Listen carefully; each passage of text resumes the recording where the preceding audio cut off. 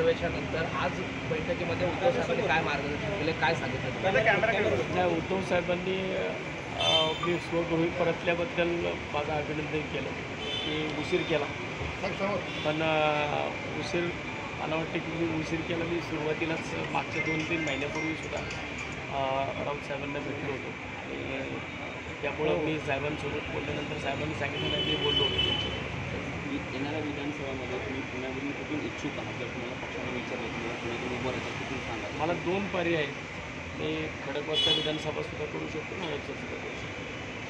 दोन्ही पर्याय आहेत माझे. एकूण कसं पाहताय शिवसेनेच्या आताच्या इथून पुढच्या वाटचाली लोकसभेमध्ये त्यांचा परफॉर्मन्स असेल किंवा मग या नंतर होणाऱ्या इलेक्शन बाबतच्या तयारीबद्दल कसं काय काय व्यक्त व्हावं? मी ज्या भागामध्ये राहतो त्या भागामध्ये अगदी सुरुवातीपासून मी वयाच्या 18व्या वर्षी शिवसेनेचा शाखाध्यक्ष होतो आणि मला वाटतं की तेव्हापासून आजपर्यंत 2006पर्यंत मी शिवसैनिक होतो आणि माझ्या भागामध्ये आजपर्यंत शिवसेनेच्या नगरसेवक माझ्या भागात निवडून आलेले आहेत. शिवसेनेची एक ताकद अगदी सुरुवातीच्या काळापासून होती आहे आणि मला वाटतं मध्यंतरीच्या या 16-17 वर्षाच्या कालावधीमध्ये भले त्या ठिकाणी एक नगरसेवक शिवसेनेचा होता, पूर्वेताई होत्या.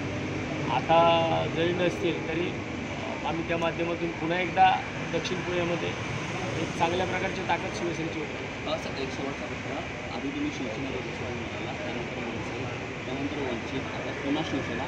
लोकांमध्ये कसा मेसेज जाऊ शकतो का की हा व्यक्ती स्वतःच्या फायद्यासाठी पक्ष बदलत? स्वतःच्या फायद्यासाठी वसंतवरांनी कधीच राजकारण केलं नाही. जी लोकांची पब्लिक डिमांड आहे, कारण मला वाटतं की येणारी जी लोकसभा झाली ही लोकसभा मला लढणं गरजेचं होतं, कारण त्या पद्धतीने मला मी ज्या पक्षामध्ये होतो तिकडून मला सांगण्यात येत होतं की निवडणूक लढायची. मला एकट्यानेसुद्धा आज पुणे शहरामध्ये माझं स्वतःचं मतदान नव्हतं, माझा मतदारसंघ नव्हता, तरीसुद्धा मला 34,012 लोकांनी मला पुणे शहरात मतदान केले. म्हणजे मला पुणे शहराच्या मध्यवर्ती भागामध्ये 34,000 लोक वसंतवरांना मतदान करू शकतात हे मला दाखवायचं होतं आणि ते मी दाखवलं. त्यामुळे मला वाटतं की माझ्या भागातल्या नागरिक हे माझ्यावरती पूर्ण विश्वास ठेवतात. त्यामुळे मी कुठल्या पक्षात गेलो काय गेलो यापेक्षा मी आता ज्या ठिकाणी खऱ्या अर्थानं गरज आहे त्या ठिकाणी मी आलो.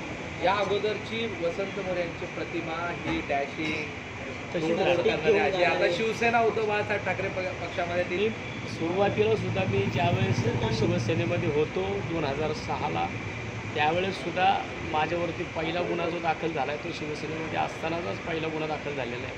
त्यामुळे मला वाटतं की त्याच्यामध्ये कुठलाही बदल होणार नाही. जो जनतेच्या हितासाठी जनतेच्या फायद्यासाठी ज्या गोष्टी करायच्या असतील त्याच पद्धतीने लढल्या जातील, परंतु आता हातोड्याबरोबर मशालसुद्धा हातात असते. पण तुम्हाला पुण्यामध्ये शिवसेनेला त्यांचं संघटनात्मक काम जे आहे स्थानिक पातळीवरती ते अजून स्ट्रॉंग करण्याची गरज आहे असं वाटतंय का?